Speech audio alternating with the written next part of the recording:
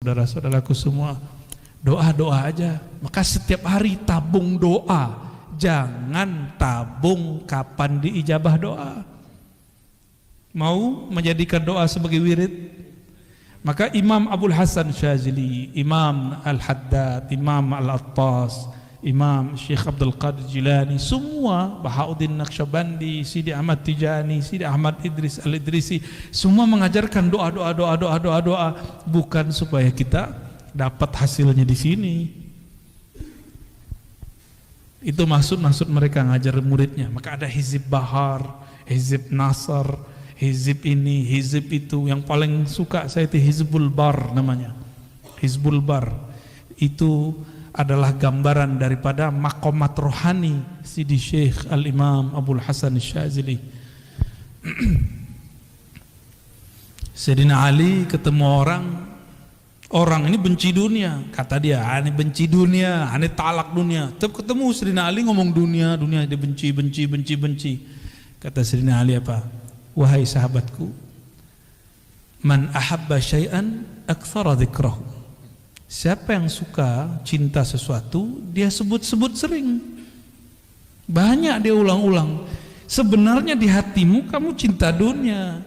Cuma mau melawan itu atau mau ngeles baru kelihatan bukan cinta dunia. Udah, Sayyidina Ali ajarin cara biar gak cinta dunia. Dunia itu hanya bisa ditolak dengan nama Khaliknya, penciptanya. Maka masukkan nama Allah di dalam kalbu. Ya, baca terus nama Allah, ya Allah. Jadi kalau ada majelis zikir, kita datang seperti kita mau dapat bantuan, Pak. Jangan kemudian males siapapun yang mimpin zikir. Kalau udah ada majelis zikir, di mana saja hadiri. Karena itu melatih dunia. Cuma masalahnya yang mimpin zikir ingat dunia gitu. Itu urusan dia. Urusan dia, Pak, ya. Urusan dia itu. Kita jangan suuzon sama orang. Ini antum ciri-ciri antum suka duit. Ada ustadz ngajar, tulis komentar atau dalam hati buat komentar. Paling juga karena honor. Berarti otak ente otak fulus. Nilai orang pakai duit mulu. Mana ada orang begitu semua? Paling ngaji hikam begini. Apalagi orang yang bawa nama Allah, mimpin zikir, nggak mungkin. Dia butuh dunia. Atau dunia butuh dia? Yang mana yang benar yang mana? Kayaknya dunia yang butuh dia, ya. Dunia itu kalau nggak ada orang zikir hancur. Jadi dunia itu kenapa melayani orang-orang yang di kolbunya ada nama Allah? Karena si dunia mengatakan kami akan hancur jika engkau tidak ada. Dalilnya apa? La taqumus sa'ah hatta la yuqalu fil ardi Allah. Hadis Imam Muslim, hadis sahih. Tidak terjadi kerusakan besar di muka bumi bernama kiamat sampai tidak ada lagi yang mengatakan atau dikatakan disebut-sebut namanya Allah. Jadi selama masih ada yang baca nama itu, antum aman. Jadi baik-baik sama ahli zikir, ya. Walaupun kita kurang zikir nggak apa-apa, antum baik-baik sama dia. Kata Imam Abul Qasim Junaid Al-Baghdadi, tasdiq ulubina wilayatun sughra. Mau jadi wali nggak ribet, gampang. Mau jadi wali Allah nggak? Ini ngomong bukan saya nih, Imam Junaid. Imam Junaid ini imam salafus soleh, wali kutub, wali ghaus di zamannya, pewaris mutlak Rasulullah di zamannya. Imam Junaid. Apa kata beliau? Kamu mau jadi wali? Gampang. Tasdiq ulumina, percaya, terima ilmu kami. Bukan hanya zikirnya, ilmunya. Ilmu ma'rifat terima, jangan tolak. Jangan kemudian halu nih gitu. Jangan begitu. Enggak nyampe, cukup katakan mungkin dia sudah sampai, saya belum. Orang yang sampai makomnya kepada Allah bergantung umur enggak? Coba, ada enggak antum yang sudah sampai ke makom? Sayyidina Ali mengatakan, araftu rabbi bi rabbi. Aku kenal Allah. Allah lah yang mengenalkan dirinya kepadaku. Ada yang sampai ke situ enggak? Itu bukan halu, Pak, hakiki. Yang ngomong begitu Sidi Syekh Abdul Qadir Jilani dalam kitab Al-Fathur Rabbani. Kata beliau, jika engkau duduk tenang berkhalwat, sebut namanya sampai engkau fana di dalam namanya, nanti yang punya nama akan datang mengenalkan dirinya. Udah pernah duduk begitu belum? Yang ngomentarin orang mulu, katanya mursyid, ya kan? Katanya bersanad, katanya berijazah. Kalau punya ilmu, udah amalin ilmunya, jangan ngomentarin orang terus, jangan suuzon terus dengan orang, mulai beramal. Ya. Perintah Allah di Quran bukan ngomentarin orang. Ya ayyuhalladzina amanu dzkurullaha dzikran katsira. Yang perlu diperbanyak bukan ngomentarin orang, tapi nyebut nama Allah. Kalau enggak akan pernah antum merasakan kedekatan itu, walaupun umur sudah bertambah. Mungkin yang muda-muda ini, kalau yang tua-tua mohon maaf nih, nggak mau sekarang menyegerakan diri mengenal Allah, Allah akan ganti generasi baru yang mau mengenal dan menyebut namanya. Begitu ancaman Allah, ya. Dalam hadis qudsi ada begitu, ya.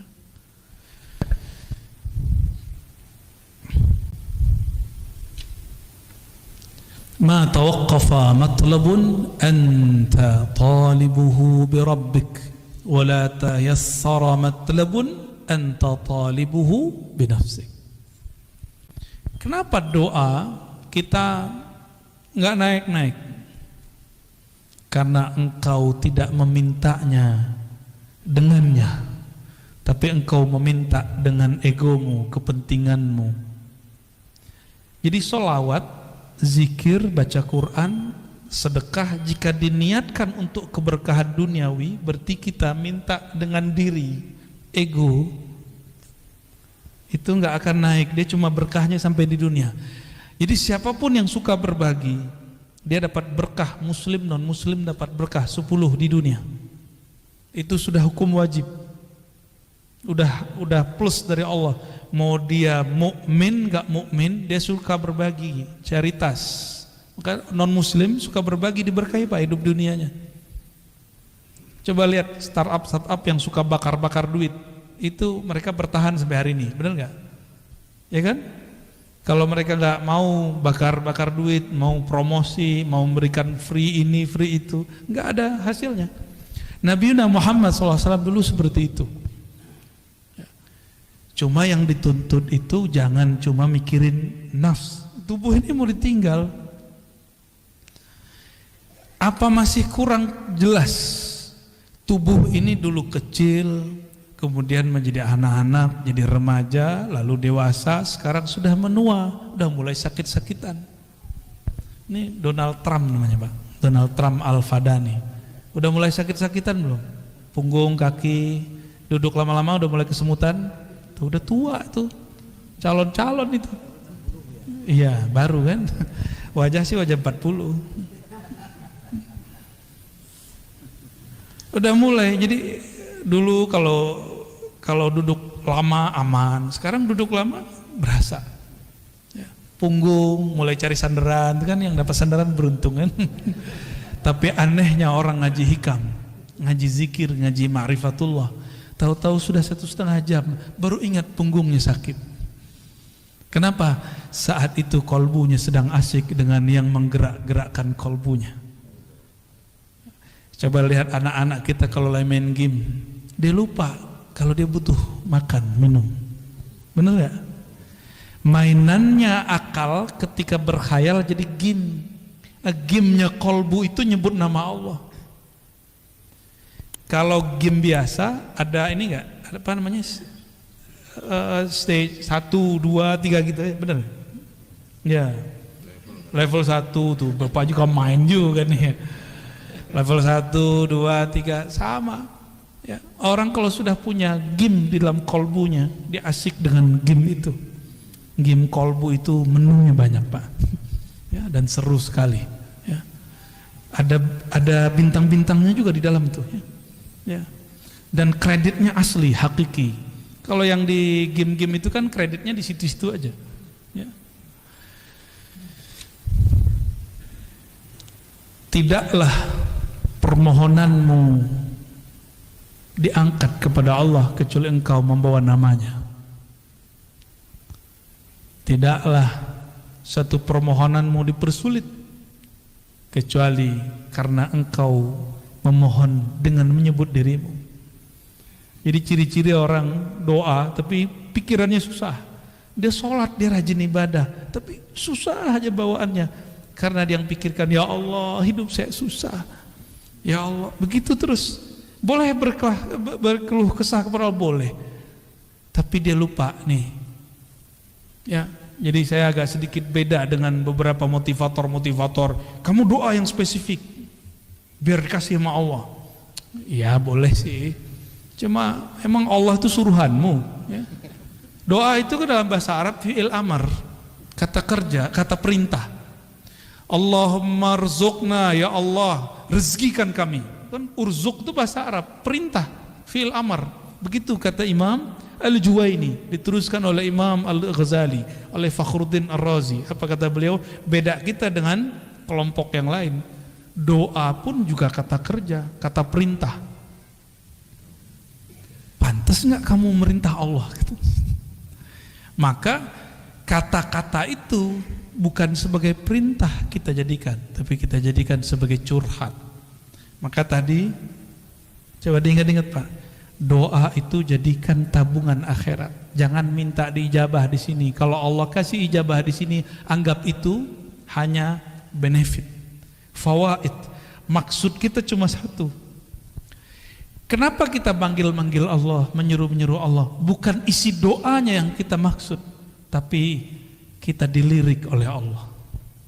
Maka di Quran itu lafaznya ibtigha'a wajhillah, mencari lirikannya, menunggu kita diliriknya. Maka di Quran, di hadis misalnya, salah satun la yazurullah yaumal qiyamah, ada 3 golongan yang Allah tidak lirik di hari kiamat. Kan bahaya itu. Kita ingin dilirik oleh Allah semenjak di dunia. Sekali dilirik Allah di dunia, maka dia akan dipandang terus dengan rahmatnya sampai ke akhirat. Mungkin dalam sholat gak khusyuk, udah cari tempat lain. Mungkin di ibadah berbagi. Masih ingat ada, mungkin lupa kisah ini adanya di kitab Syarah Asmaul Husna Imam Al-Qushairi. Ada orang udah ibadah banyak gak jadi wali. Kenapa? Ibadahnya masih dengan dirinya, belum menghabiskan keakuannya. Maka kemudian di suatu kesempatan dia dapat ilmu menghormati simbol-simbol Allah Ta'ala, nama Allah, tulisan yang ada nama Allah. Dia melihat ada orang buang kaligrafi yang di situ tulisannya alif lam lam ha. Bacanya apa? Allah. Dia lihat langsung bergetar hatinya. Ternyata itu kaligrafi lama, kertas lama dari papirus. Dia ambil, dia bersihin, kira-kira joroknya udah hilang, kemudian dia ambil atau dia makan. Dia nggak mau lagi ini kaligrafi, nanti dibuang. Biarlah dimasukkan ke dalam tubuhku, hancur dalam badanku, daripada hancur di tempat yang jorok. Ya. Jadi kalau dia potong-potong satu-satu sehingga tidak menjadi lagi satu lafaz Allah. Malamnya dia tertidur dan dia bermimpi bertemu yang punya nama. Yang punya nama siapa? Allah. Apa kata yang punya nama? Wahai hambaku, karena engkau menghormati namaku, aku jadikan engkau kekasihku. Sholatnya belum tentu diterima karena dalam sholat masih ingat selain Allah. Sholawatnya pun belum tulus. Ternyata ketulusannya ada saat dia menghormati satu nama. Ya. Jadi kalau Quran jangan taruh di lantai, ya, kecuali nggak ada tempat berdiriin Qurannya. Ya. Oh itu bukan Quran hakiki, iya, tapi kan ada nama Allah, ada nama Rasulullah, para nabi di situ. Ya. Dulu ada satu dosen, nggak tahu di Jawa Tengah apa di Jogja, itu nginjak-nginjak Quran. Kata dia, ini apa? Ini bukan Quran, ini kertas, diinjak-injak. Itu bahlulnya dia. Coba dia kalau berpikir, foto dia, nama dia dirobek orang. Masih ingat dulu Ahok dulu di demo orang, terus ada foto dia dibuat X. Nangis dia Pak, sedih dia. Udah pernah gitu belum? Oh kalau saya udah sering, antum lihat aja tuh di sosial media wajah kita dijelek semua orang. Tapi saya nggak sedih, biasa. Emang saya pantas digituin. Saya bukan orang suci, bukan orang yang mulia, pantas dihina. Kalau ada orang hina kita nggak apa-apa. Antum mau hina aneh hari ini juga boleh. Hari ini jadi murid, besok jadi musuh nggak apa-apa, nggak ada masalah. Ya. Yang penting Allah meridhoi kita, itu aja. Kita nggak ada masalah. Mau dicoret 1000 kali juga nggak apa-apa. Yang penting Allah yang menciptakan saya nggak coret saya. Antum aja yang coret nggak apa-apa. Ya. Kalau Allah nggak coret, yang dicoret ntar siapa? Sedih, Pak. Ya. Jangan bikin begitu. Yang masih punya Facebook nih, saya udah nggak punya Facebook. Di unlike sama orang aja, jantungnya langsung ini, ya kan? Nggak siap dibenci orang, maunya disenangi orang terus. Mau berjuang, mau jadi dai, mau jadi guru, mau jadi mujahid, nggak siap dibenci. Berhenti ente jadi mujahid, ya nanti jadi jahat. Kenapa? Salah satu perjuangan itu pasti dibenci orang. Salah satu perjuangan dakwah dibenci orang karena kebenaran yang kita yakini. Pasti, dan itu sudah sunnatullah. Yang paling banyak dibenci siapa? Baginda Nabi Muhammad SAW. Ya, sampai diusir. Kita beruntung dakwah-dakwah kita masih dimudahkan oleh Allah di akhir zaman. Ya, masih dimudahkan, gak ada masalah kalau ada orang kemudian mempermasalahkan. Apalagi Pak pengurus ya, jangan patah arang, jangan kalau kemudian mundur jika ada masalah. Biasa-biasa aja. Orang akan tambah dewasa jiwanya, akan terlatih kolbunya, akan murni kolbunya jika ketemu masalah.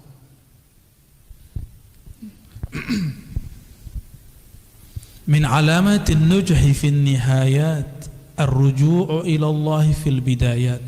Man asyraqat bidayatuhu asyraqat nihayatuh. Ya, dua langsung. Apa ciri-ciri orang sukses baik di dunia ataupun di akhirat? Apa ciri-cirinya? Yang antum tahu? Apa ciri-cirinya, Pak? Ciri orang sukses? Nah, itu mau setelah sukses. Waktu awal dia berjuang, awal dia sekolah, awal dia berdagang, berbisnis, kerja, ini bakal sukses nih. Ciri-cirinya apa? Rajin masuk kerja, belum tentu. Udah banyak yang rajin 20 tahun ya, masih gitu-gitu aja hidup ya. 20 tahun baru lunas rumahnya kan, berarti belum masuk. Apa ciri-cirinya? Nah, itu kalau dunia. Kalau akhirat sama. Sukses di akhirat itu indikatornya di padang mahsyar. Mau meninggal dulu nih, meninggal husnul khotimah, dikubur dipermudah oleh mungkar nakir. Bangkit di padang mahsyar, kemudian kita sudah disatukan di soft umat Nabi Muhammad SAW. Kemudian waktu dihisab, di mizan, ditimbangnya dengan timbangan dan hisab yang gampang. Siratal mustaqim lewatnya mudah, masuk surga. Itu indikator sukses kalau di akhirat. Ada yang di atas lagi itu yang lebih sukses. Kita kan sering ngomong gini, yang penting bisa makan sehari gitu kan. Itu terlalu kecil kesuksesan yang antum cari. Ya. Jangan begitu, kalau punya cita-cita jangan begitu. Citanya ketinggian dikit ya. Jangan tersinggung ya. Tersinggung juga nggak apa-apa. Emang pengajian ini tuh nyinggung-nyinggung orang kok. Yang mau disinggung ya. Murid itu disebut murid karena kemudian gurunya tampar-tampar dia dengan kata-kata. Benar nggak? Kalau antum emang siap jadi murid, siap saya kata-katai. Siap nggak dikata-katai? Kalau nggak siap dikata-katai, cari guru yang lain yang kira-kira antum siap menerima kata-kata dia. Jangan enak-enak doang. Kalau cuma dapat ilmu itu mah gampang, Pak. Itu namanya muta'allim. Maka beda murid dengan muta'allim. Muta'allim ini cuma pelajar. Dia maunya cuma transfer ilmu. Tapi kalau murid diajarin beramal, diajarin berjuang, diajarin usul kepada Allah Subhanahu wa ta'ala, maka harus siap dikata-katain ya. Kalau antum nih punya guru, kita tersinggung mulu kalau dia ngomong, udah istikharah cari guru yang lain, gak ada apa-apa, gak ada masalah ya. Gimana? Pak Hashim tersinggung gak kalau aneh ngomong? Kan udah seniornya, kita masih junior. Tapi malah jauh-jauh datang nih Kak. Antum gimana Pak? Kan ya sama kan? Sama-sama udah putih kan? Kita ngomong begini dari tadi tersinggung nggak? Atau menikmati? Kita mau tanya, dipijit tuh enak nggak? Sakit? Oh berarti nggak suka pijit. Kenapa ada orang katanya sakit tapi minta dipijit lagi? Setelah dipijitnya enak itu Pak ya. Kata-kata guru itu seperti tukang pijit. Ada urat nggak bener dia teken. Bukan berarti tukang pijitnya dia sehat. Dia mungkin juga ada masalah di badannya. Nah itu cara mandang guru kira-kira begitu ya. Tapi jangan dianggap tukang pijit juga guru kita ya. Ini cuma analog aja Bapak Ibu ya. Jadi siap jadi murid, harus siap dikata-katai ya. Siap kemudian digembleng ya. Satu saat kalau ada masa kita itikaf bersama, zikir ya minimal kalau nggak sanggup 40 hari ya 7 hari, 3 hari ya. Sekarang kayaknya suluknya harus gaya milenial. Orang-orang kalau zaman-zaman kita dulu, kalau saya kholwat Pak, nggak boleh bawa handphone, emang nggak ada handphonenya. Ya, makan dikurangi, yang kira-kira membuat syahwat kita tinggi seperti daging dikurangi, yang syahwat makannya tinggi protes. Itu ajaran apa tuh ngelarang kita makan pakai daging? Ya. Kalau dokter sama food combining, pakar food combining ngomong, kamu jangan makan ini ya, nggak disebut aliran. Tapi kalau kita buat majelis, kita bilang ke murid, hari ini, 3 hari ini, 4 hari ini, 10 hari ini, jangan makan daging. Banyak yang protes tuh, dianggap itu mengharamkan yang halal. Tapi kalau dokter yang ngomong, kenapa yang diterima? Sejak kapan guru lebih hina daripada dokter? Ya enggak sih, enggak begitu-gitu amat ya. Guru enggak boleh baper lah ya. Ciri-ciri orang yang sukses perjalanannya mendekatkan diri kepada Allah. Apa ciri-cirinya? Ar-ruju' ilallah fil bidayat. Dari awal dia sudah bergantung kepada Allah. Dari awal dia sudah berniat ingin menghabisi egonya. Maka apapun titah gurunya diikuti. Dia rajin beramal ya. Baru berhasil ya. Man asyraqat bidayatuhu, siapa yang rajin di awal dia masuk bekerja, di awal dia berkhalwat berlatih, di awal dia ngaji, asyraqat nihayatuhu, maka terang benderanglah ujungnya, pasti dia sukses. Suksesnya santri dia terima. Nih saya pernah jadi santri, sampai sekarang saya masih menganggap diri saya santri. Maka kalau keluar kota kemana-mana, bahkan sekarang ada guru-guru saya, itu saya senang ya, masih cium tangan mereka, masih takzim khidmat ke mereka, nikmat sekali. Apalagi kalau dikata-katain, disinggung, saya senang banget. Kamu ntar jangan begini ya. Itu nikmat sekali karena seperti diperhatikan. Seperti diperhatikan ya. Nggak ada tersinggung saya, malah senang. Karena selama ini nyinggung orang mulu, nggak ada yang nyinggung saya. Jadi ketika ada yang nyinggung tuh seneng. Tapi kalau guru nggak nyinggung, maka saya cari orang yang nyinggung itu orang yang memusuhi saya. Tapi saya tidak akan memusuhi dia. Kadang-kadang aib kita yang bisa baca musuh. Maka bersyukurlah punya musuh. Tuh ada nggak antum yang begitu? Ya, hidup tuh indah. Walaupun si musuh ini dadanya sudah deg-degan ya, mau ketemu kita mah biasa aja, kita nggak musuhin dia. Ya. Kalbu yang dipenuhi nama sang baginda, yaitu Muhammad Sallallahu Alaihi Wasallam. Dia sudah tidak ada lagi memusuhi siapapun kecuali dalam nama Allah Subhanahu wa Ta'ala. Ya. Man asyraqat bidayatuhu, maka siapa yang rajin belajar di awal maka jadi ulama di ujung, rajin beramal di awal maka menjadi zahid, menjadi amil di akhir, rajin bermakrifat di awal ya, maka dia akan jadi wali Allah di ujung ya. Mastudi'a fi ghaibis sarair zahara fi syahadatiz zawahir. Mau tahu isi hati orang, nggak perlu pakai merem-merem, Pak. Nggak perlu pakai wirid 1000. Mau tahu? Duduk sama dia agak sesaat, apa obrolannya? Ya, beberapa waktu. Ya, kadang ada orang yang nyamar jadi ahli dunia. Tapi gimana pun dia mau nyamar, nanti akan keluar disebut nama Allah, disebut nama Rasulullah, hatinya kemudian luluh. Berarti dia lagi nyamar. Sebagaimana ada orang nyamar benci dunia, tapi kalau sebut dunia matanya berbinar, ya. Katanya benci ini, benci itu. Saya nggak bakal beli ini, nggak bakal beli itu. Tapi kalau ada orang lewat pakai mobil itu, mobil ini, nyesek dadanya. Ya, ada orang yang ngata-ngatain saya dulu, Pak. Ada. Saya nggak bakal beli ini. Tahu-tahu nggak ketemu kita, udah beli. Ya. Saya mah seneng. Coba ketawa aja kalau ingat ya. Maka sama dunia itu jangan, nggak usah kemudian bilang benci-benci. Cukup katakan aku cinta Allah, nggak usah bilang benci dunia. Nggak usah bilang benci dunia. Munafik kita nanti, ya. Toh ada kecenderungan kepada dunia, benar nggak? Iya. Ya. Maka saya tidak akan bilang saya benci dunia. Ntar dunianya nggak mau datang sama saya juga. Ya. Kita cukup mencintai yang ngatur si dunia. Mastudi'a fi ghaibis sarair, apa yang ustudi'a, yang tersimpan di dalam gaibnya sir seseorang.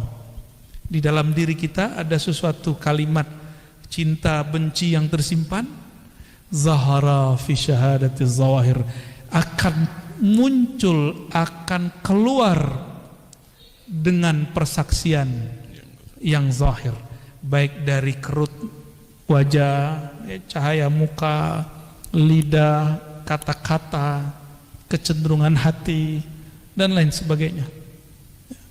Itu akan muncul, ya. Nah, itu pertanyaan kita tadi. Kalau dalamnya teh, pasti keluarnya teh. Kalau memang di dalamnya bertahta nama Allah, pasti keluarnya tentang Allah.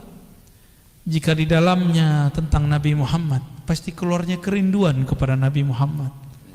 Jika di dalamnya bukan dua nama ini, ya, maka pasti yang keluar itu syattan baina may yastadil. Ini bagian terakhir ya. Ini ngebut nih Pak, biar cepat selesai hikamnya.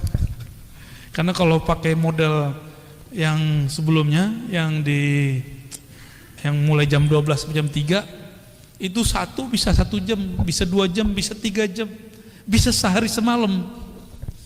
Nah ini kita kebut karena ada orang yang nggak sabar pengen cepat khatam. Syattan baina may yastadillu bih aw yastadillu alaih. Beda ma'rifat intelektual, ma'rifat ahli kalam, ahli tauhid, ilmu akidah, dengan ma'rifat ahli ma'rifat kewalian. Jadi beda ilmuwan dengan wali. Apa beda ma'rifat ilmunya? Tukang debat dengan orang yang bermakrifat dengan rasa, itu bedanya apa? Al-mustadillu bihi arafa al-haq li ahlih wa asbata al-amra min wujudi aslih. Orang yang bermakrifat dengan ilmunya para aulia dan para anbiya, dia berdalil tentang Allah, mencari ilmu tentang Allah bukan dengan mencari selain Allah. Cari dalil, tafakur ke alam, tadabbur alam, enggak. Kan sekarang namanya tafakur, padahal asalnya ya, yang benar tafakur alam ya. Orang sering nyebut tadabbur alam ya. Ini itu macam-macam, surat sekian, ayat sekian, ya oke, itu oke. Itu namanya teori ilmu pengetahuan. Ilmunya disebut ilmu tauhid, ilmu usuluddin, disebut juga ilmu akidah, disebut juga ilmu kalam. Ini yang disebut dengan singa-singa ahlu sunnah. Jago debat. Saya nggak mau Pak disebut singa, walaupun ada orang ngirim video ke saya, kamu singa Aswajaya. Enggak, saya enggak singa ya. Saya bukan singa. Oh maksudnya bukan itu, enggak mau disebut singa. Mau apa aja, mau majazi, mau hakiki, enggak mau. Ya, karena singa itu karakternya apa? Buas. Bener. Imam Ghazali, imam yang saya jadikan panutan, beliau mengatakan hati-hati dengan karakter buas, namanya sibaiyah. Kalau orang buasnya preman, dia nyari lawannya lawan fisik, jawara dia. Kalau premannya preman ilmu kebatinan, dia cari lawan orang tuh nguji-nguji ilmunya. Ya saya bukan singa, saya nggak masuk gitu Pak. Jadi yang punya sihir, ente jangan uji-ujian, ini nggak masuk ya. Nanti yang turun tangan nanti Allah. Kita nggak masuk ya. Kalau orang kemudian dia singa, punya karakter apa? Karakter buas, karakter menyerang, dia punya ilmu, punya dalil, punya kitab kuning, punya hafalan Quran dan hadis, punya kemampuan bermantik.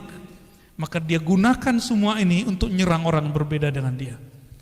Apakah itu yang berbeda aliran, berbeda pemahaman, apalagi berbeda pendapatan. Akan begitu. Berbeda kemasyhuran, bagi dia musuh. Itu karakter buas itu begitu. Beda popularitas, serang dia. Ya, beda paham dikit, serang dia. Akhirnya saling serang. Enggak, saya mohon maaf, tolong jangan sebut-sebut saya singa Ahlus Sunnah. Kita pun belum pantas disebut benar-benar Ahlus Sunnah. Kita sedang belajar, mempraktekkan, mengamalkan ajaran Ahlus Sunnah. Oh kalau ada orang mengatakan dia benar-benar Ahlus Sunnah, silakan. Saya justru sedang belajar mempraktekkan itu. Ya, sedang berusaha bermujahadah. Kalau ada yang sudah jadi panitia kebenaran Ahlus Sunnah, silakan. Saya nggak masuk ya. Kita nggak ada urusan dengan itu. Dan jangan ikut-ikutkan Ar-Razi ya. Kita nggak masuk. Nah karakter ini yang harus kemudian dijinakkan. Yang menjinakkan hanya karena yang ilmu ini dulu dikembangkan oleh Imam Ghazali, ilmu singa ini. Dulu Imam Ghazali itu kan disebut Hujjatul Islam. Gelar singa itu dulu, gelar bahasa Arabnya Hujjatul Islam. Yang hujahnya kalau dia berdalil, dia berdebat, pasti orang kalah. Nyari lawan terus. Imam Ghazali itu nggak ada lawannya. Tapi kemudian beliau bertemu gurunya Sidi Syekh Abu Ali Al-Farmadi, wali kutub di zamannya. Dididiklah Imam Ghazali sehingga singanya berubah menjadi jinak. Kalau bahasa kampung kami lebih gawat Pak ya. Kami itu dulu kalau khalwat 40 hari kata guru, itu yang masuk khalwat bukan orang ya, anjing liar gitu bahasanya. Kalau singa kan sulit bayanginnya, karena singa jarang muncul di kampung kan. Ya. Bener ya, tanya ke guru-guru saya nih berdua. Orang dulu kalau ikut mujahadah, zikir, itu gurunya ngomong apa? Itu yang masuk tuh anjing liar. Emang liar kok. Ciri-ciri anjing liar dia ajak ke kanan, dia ke kiri. Dan mohon maaf, mau anjing, mohon maaf nih, mau kucing, mau babi, mau ayam, mau apapun, itu tunduknya pakai apa? Makanan. Tunduknya pakai makanan. Nah, maka cara untuk melatih jiwa tadi, jiwa buas, jiwa tamak, puasakan diri. Puasanya orang debat, jangan debat. Puasanya orang banyak ngomong, kurangi ngomongnya. Kalau sekarang saya kan nggak boleh puasa Pak, emang diminta ngomong tuh. Orang bijak itu bukan di saat disuruh ngomong terus dia nggak ngomong, bukan begitu. Di saat dia harus diam, dia diam. Di saat harus bicara, dia bicara. Itu bijak, insya Allah ya. Nah ini bedanya. Orang yang arif billah, kenal Allah dengan hakikatnya, Allah lah yang mengenalkan diri kepadanya. Maka dia nggak perlu dalil, nggak perlu bukti. Buktinya Allah itu ada nih, dalilnya. Nih adanya alam, buktinya ada Allah. Itu versi ilmu akidah. Benar secara ilmu akidah. Tapi dalam ilmu ma'rifatullah ahli zauq, bukan dari makhluk untuk mengenal Khalik, tapi dari Khalik lah engkau mengenal. Dibalik. Ya, pilih mana Pak? Pengen yang cara debat-debat, ngitungin dalil, ngapalin nomor, atau langsung ngerasain? Langsung ngerasain aja. Nah itu namanya talqin zikir, belajar ilmu tentang yang punya nama, ma'rifatullah ya. Lebih enak, lebih gampang, lebih ringkas. Maka Bapak Ibu saudara-saudariku yang mulakan Allah, jika memang sudah ada dua jalan ya, jalannya Nabi Muhammad sebenarnya gabungan dua jalan ini, maka saya juga menggabungkan dua ini. Dulu jalan kita cari dalil dulu, membuktikan Allah ada. Allah butuhkah pembuktian? Yang perlu dibuktikan, buktikan dirimu hamba, buktikan dirimu cinta Allah, buktikan dirimu betul-betul patuh kepada Allah. Itu yang perlu dibuktikan. Mana dalilnya kamu betul-betul jadi hamba Allah? Maka bacaan kaligrafi di situ tuh perlu jadi tagline hidup. Wa'bud rabbaka. Bisa baca nggak tuh? Nggak bisa ya, keuler ya. Bagus sekali itu ya. Mau sholat saya baca itu terharu kita langsung. Wa'bud rabbaka hatta ya'tiyakal yakin. Sembahlah Allah, kenalilah Allah sampai datang al-yakin. Al-yakin ini bisa berarti kematian. Apa nunggu mati dulu? Bukan. Mutu qabla an tamutu. Matikan dirimu sebelum sang mati itu betul-betul datang. Itu baru disebut menyembah Allah Subhanahu wa taala. Orang kalau mati, nanti dia bilang, ya Allah, sebentar aja dihidupkan, nanti saya jadi soleh. Kan begitu semuanya. Kayak kita lagi ujian, terus pas ngelihat ada 10 soal esai, mau bilang ke pengawas, Pak, Ibu pengawas, sebentar aja saya mau lihat buku, diizinin enggak? Di dunia aja begitu disiplinnya, masa di akhirat enggak? Mumpung ujiannya belum ada, ujiannya nanti cuma 2 pertanyaan dari malaikat mungkar nakir, itu pengawas ujian di alam barzakh. Pertanyaannya 2, man rabbuk, siapa yang engkau jadikan Tuhan? Siapa Tuhanmu? Yang kedua, ditunjukkan satu wajah. Ini siapa? Tuh, kita belum pernah ketemu yang kedua itu. Pernah ketemu, antum aja yang lupa. Maka cari, ingat dia sekarang. Caranya hidupkan majelis maulid, sebut-sebut namanya. Jangan hanya bernyanyi, melakukan, tapi kita undang juga, kan ada yang bersolawat, ada ustadz yang menceritakan isi solawat itu. Apa yang dibaca sehingga nama-nama yang disebut di situ masuk ke dalam hati. Itu anjuran. Jadi idealnya majelis sholawat begitu. Ya, kalau mengundang orang, request menceritakan apa yang ada di kitab Barzanji, di Ba'i, itu yang kita minta. Ya. Jadi membaca, dengerin di Ba'i itu betul-betul berasa di kalam kolbu. Bapak Ibu, saudara-saudari dikasihi Allah, semoga ma'rifat kita sudah naik kelas. Bagus dalil A, B, C, D, tapi semoga nanti dalilnya adalah Allah itu sendiri. Amin. Apakah namanya, apakah perbuatannya, apakah sifatnya, apalagi zatnya yang datang mengenalkan diri. Ya, semoga Allah menjadikan kita bagian dari mereka. Amin ya rabbal alamin. Wassallallahu ala Muhammad. Makasih Buya. Malam ini kita sudah mendapatkan ilmu 7 bab dibahas pada kesempatan malam ini. Namun ada beberapa yang mau ditanyakan bagi para jamaah, bisa nunjuk tangan, kita ya silakan. Ya, makasih. Assalamualaikum warahmatullahi wabarakatuh. Yang kami hormati guru kami Buya Ar-Raji Hasim, dan beliau kita doakan selalu sehat, panjang umur, ilmunya manfaat buat kita sekalian. Saya sering mengikuti Buya, yaitu lewat YouTube. Jadi mudah-mudahan Buya ikhlas dan juga ridho kami mendapatkan ilmu lewat YouTube tersebut. Di situ juga ada Buya memberikan ijazah-ijazah, kemudian kami pun sedikit untuk mengamalkannya. Sehingga Buya juga mudah-mudahan mengijazahkan itu terhadap kami yang belajar di YouTube.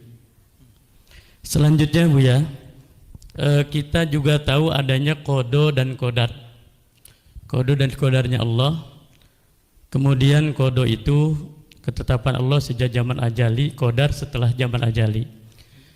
Lantas ada di antaranya tentang ajal, kemudian rizki, termasuk di dalamnya jodoh dan juga nasib. Lalu di situ juga ada kodar, ada yang mu'allaq dan juga ada yang mubrom. Kalau yang mu'allaq barangkali sudah tidak bisa diusahakan lagi. Yang mubrom ya. Kalau yang mu'allaq itu masih bisa diusahakan. Kira-kira untuk rizki ini termasuk yang mu'allaq ataukah yang mubrom itu rizki? Karena dan juga termasuk di sana nasib. Baik. Gitu. Berikutnya pertanyaan saya sebenarnya cuma satu, paling A, B, C gitu. Itu cukup dulu. Oh gitu. Takut nggak bisa jawab semua. Oh iya. Ini dulu boleh silakan. Baik. Ijazah-ijazah yang kita sampaikan dalam kajian-kajian itu silakan diamalkan kecuali talqin. Talqin harus ke ahlinya. Ya, kalau ada mursyid di kampung kita ambil ke ilmunya ke mereka. Ya. Mengenai takdir, ya.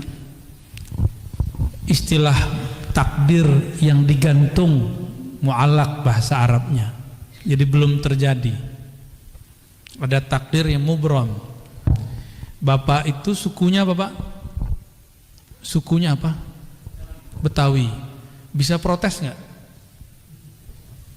Coba saya lahir jadi orang Arab gitu, bisa nggak? Nah, itu namanya mubrom. Ya. Itu menurut ilmu akidah nih ya. Ini ada versi lainnya ntar. Karena kalau dalam kitab begitu aja. Yang kitab ilmu akidah, tapi dalam kitab ilmu ma'rifatullah itu lain lagi. Ya, ada yang lebih dalam dari itu. Kita ini ditakdirkan hidup di akhir zaman. Bisa nolak nggak? Bisa nolak? Udah terima aja. Itu namanya takdir mubrom. Lahir pengennya kulit kayak orang Korea ya. Ya, nggak enak juga kali. Tapi ternyata lahir kulit sawo, ya sawo mateng apa telur mateng, nggak jelas ya.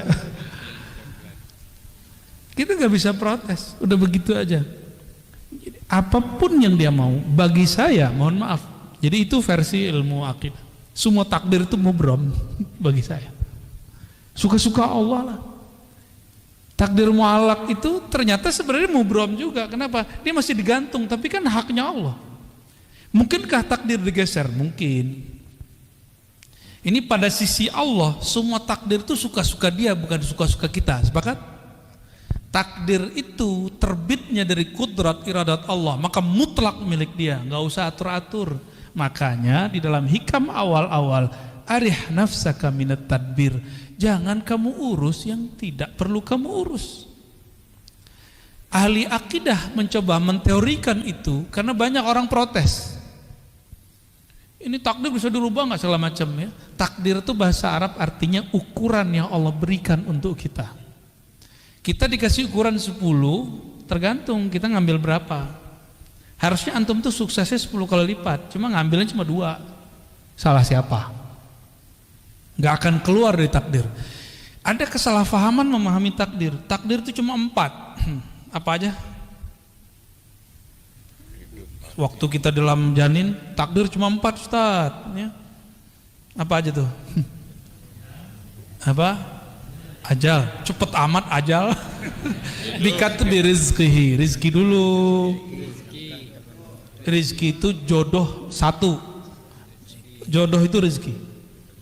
Bikat birizkihi, nggak ada di hadisnya wajodohihi, nggak ada. Bikat birizkihi 1, terus wa amalihi, amal dulu. Ngapain kamu nanti? Itu amal bahasa Arabnya. Terus yang ketiga apa?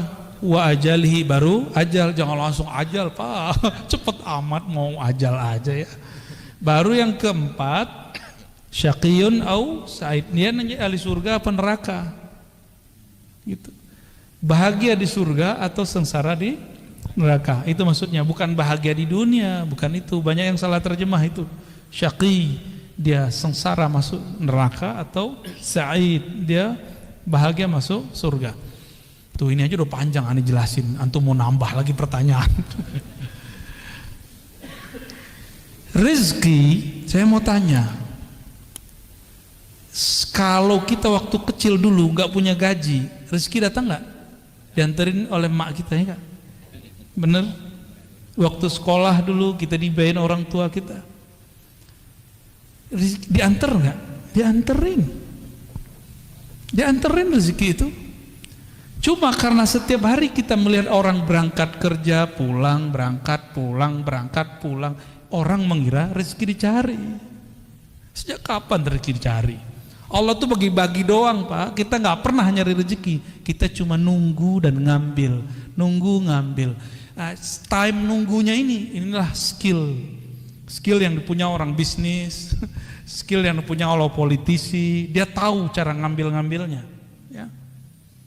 Ini kan sudah ada yang mulai sayembara mau jadi calon presiden kan? Kita nggak tahu dia sesuai nggak langkahnya dengan sebenarnya calon harus begitu apa tidak. Kita nggak tahu. Seperti orang pebisnis, dia tahu kapan dia harus ngambil. Yang main saham, dia tahu kapan harus mau beli, mau jual. Itu skill. Nah, skill itu yang mahal, itu pemberian Allah dan dilatih. Kita rezeki, Allah kan bagi-bagi. Ya.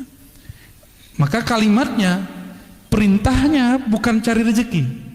Ibtaghi fima atakallah daral akhirah. Yang kamu carilah akhirat. Nggak ada suruhan cari dunia. Wala tansa nasibaka min dunya. Tapi jangan lupa duniamu. Cuma begitu. Kalau kita balik, dunia akhirat harus 50-50, bro. Ente ini udah gila belajar agama. Tapi dari dulu sampai sekarang hidupnya begitu-gitu aja. Katanya adil. Nggak begitu cara memahami ayat-ayat Allah.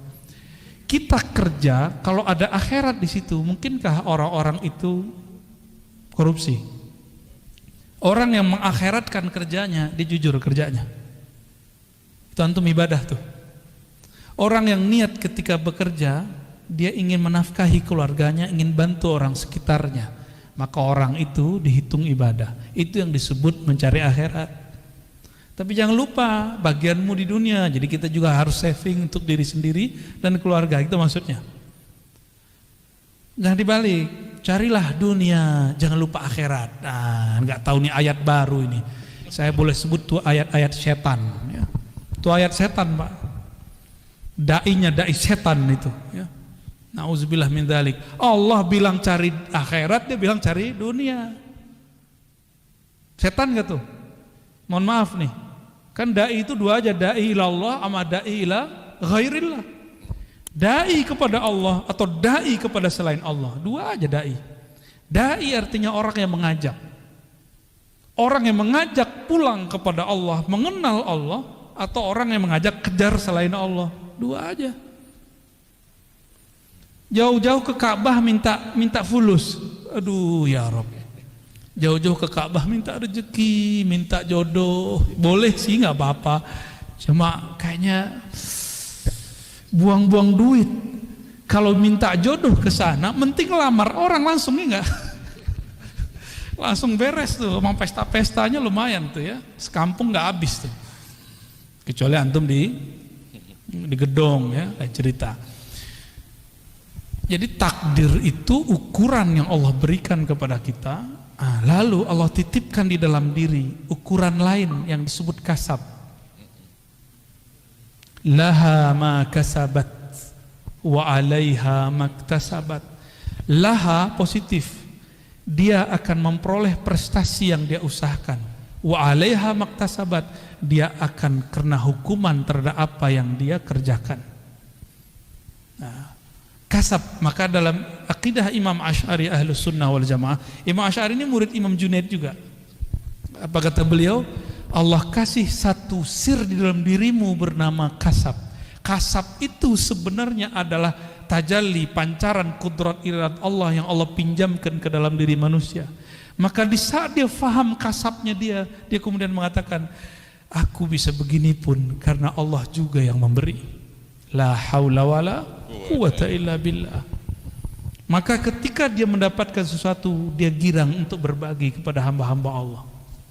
Ya. Nah, itu takdir. Jadi takdir itu Bapak Ibu, ada takdir Lauh Mahfuz. Itu jadi bukan qada azali, qadar hadis, enggak. Yang tepat ya, yang tepat secara ilmu ma'rifatullah, qada qadar sama. Qada qadar ini saya mau ngambilnya yang pakai sinonim. Itu tertulis di Lauh Mahfuz. Lauh Mahfuz itu lauh bahasa Arabnya papan tulis. Cuma kan yang di langit itu bukan papan, Pak. Ya, makhluk yang tercipta dari nur, tapi di situ tertulis. Ada lembaran-lembaran seperti dedaunan-dedaunan cahaya, di situ tertulis ini namanya Pak Fulan, Ibu Fulan, Puan Fulan, Tuan Fulan, tulis di situ. Namanya sudah ada. Oke, itu makhluk enggak? Lauh Mahfuz makhluk enggak? Maka takdir yang tertulis di Lauh Mahfuz semuanya makhluk. Cuma bedakan ilmu Allah makhluk enggak? Ilmu Allah bukan, ilmu Allah azali. Jadi yang azali itu ilmu Allahnya, sedangkan suratan takdirnya bukan azali. Azali itu tidak berawal, tidak dicipta, itu azali. Semoga pusingnya. Tuh. Salah siapa nanya bab begituan? Ya. Namun apa kata Allah? Kataba ala nafsihi rahmah. Di Lauh Mahfuz tertulis hukum takdir. Orang yang baik dapat balasan kebaikan, orang begini ya begitu. Itu hukum takdir. Sebab akibat itu Lauh Mahfuz. Hukum sebab akibat. Jadi adakah hukum sebab akibat di dalam Islam? Ada. Allah akui, disebut kita hari ini sunnatullah atau disebut hukum alam. Allah akui. Tapi kataba ala nafsihi rahmah. Allah tetapkan pada dirinya, pada zatnya rahmah, kasih sayang, mengalahkan semuanya. Mengalahkan semuanya. Allah nih. Maka Allah mengatakan Ar-Rahman ala arsyistawa. Dia yang maha pengasih, penyayang itu bersemayam, meratakan, memenuhi semua aras. Dan aras itu meliputi alam semesta. Tubuh ini diliputi oleh aras Allah. Tubuh antum semua diliputi oleh aras Allah. Aras itu diliputi Ar-Rahman. Berarti diri kita ini di sisi arasnya Allah itu liputan rahmat. Jadi jangan bawa hukum takdir ke Allah, namanya keadilan. Jangan cari keadilan kepada Allah. Jangan cari hukum sebab akibat kepada Allah. Kalah kita. Sama sholat yang tadinya kita nggak diterima. Maka Imam Asy'ari bilang, jangan pernah cari keadilan Tuhan, minta rahmat Allah. Itulah Nabi ngomong, kamu masuk surga bukan dengan amalmu, karena kalau amal keadilan, hukum keadilan. Jangan pernah minta keadilan Allah. Masuk surga itu karena rahmat. Dapat hidayah, jadi wali Allah, jadi kekasih Allah, dapat ilmu itu karena rahmat. Ciri-ciri orang dapat rahmat di kolbunya, tidak ada lagi rumus-rumus kebencian. Gimana? Di kolbu kita sudah begitu belum? Katanya baca bismillah tiap hari. Imam Syafi'i, kenapa mewajibkan baca basmalah bagian dari Fatihah? Baru berharap orang-orang yang bermazhab Syafi'i, murid-muridnya nanti kolbunya dipenuhi dengan Rahman dan Rahim.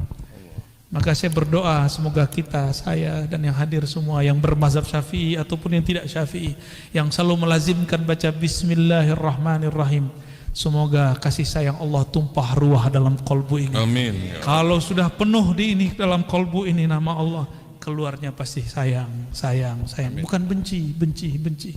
Ya, Allah mamla' qulubana birahmatik. Ya Allah yang maha penyayang, Amin. yang kasih sayangnya meliputi arasnya. Amin. Tubuh kami apalah dibandingkan arasmu ya Allah. Amin. Ya Allah, Engkau menyebut nabimu dengan rahmatan lil alamin. Amin. Dan Engkau menyebut bahwa Engkau akan memberikan posisi yang tinggi untuk nabimu rahmatan lil alamin. Wa sallallahu ala sayyidina Muhammad walhamdulillah rabbil alamin.